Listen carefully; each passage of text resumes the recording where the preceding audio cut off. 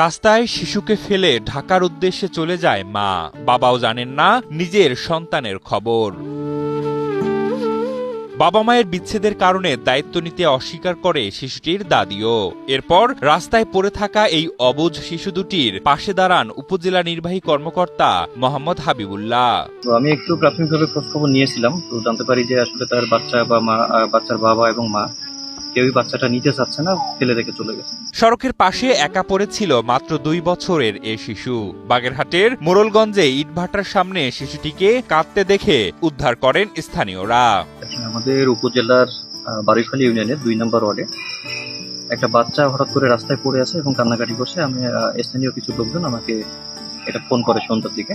জানা গেছে প্রায় 3 মাস আগে শিশুটির বাবা মায়ের বিচ্ছেদ হয়। অভিযোগ ওঠে শুক্রবার শিশুটিকে সড়কের পাশে রেখে মা ঢাকার উদ্দেশ্যে চলে যান। পরে শিশুটিকে দাদির কাছে নেওয়া হলেও তিনিও দায়িত্ব নিতে অস্বীকৃতি জানান।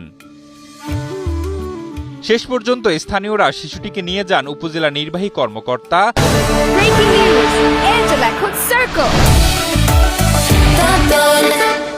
মোহাম্মদ হাবিবুল্লাহর কাছে। শিশুটির তাৎক্ষণিক নিরাপত্তা ও যত্নের দায়িত্ব নেন ইউএনও। নিজের বাসা থেকে পোশাক এনে পরিয়ে দেন এবং খাবারের ব্যবস্থাও করেন। পরে শিশুটিকে সাময়িকভাবে তার ফুফুর কাছে হস্তান্তর করা হয়। পাশাপাশি শিশুটির বাবা মোহাম্মদ পলাশকে ইউএনও কার্যালয়ে উপস্থিত হতে বলা হয়েছে। পরবর্তীতে স্থানীয় যারা ছিলেন তারা কয়েকজন মিলে আমার কাছে নিয়ে এসেছেন। ফোনে তার বাবার সাথে কথা হয়েছে।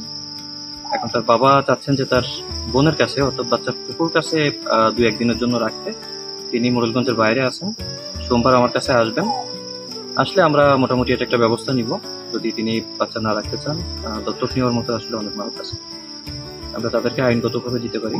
শিশুটির ভবিষ্যৎ নিরাপত্তা ও অভিভাবকত্ব নিয়ে আইন অনুযায়ী পরবর্তী ব্যবস্থা নেওয়া হবে বলে জানায় প্রশাসন।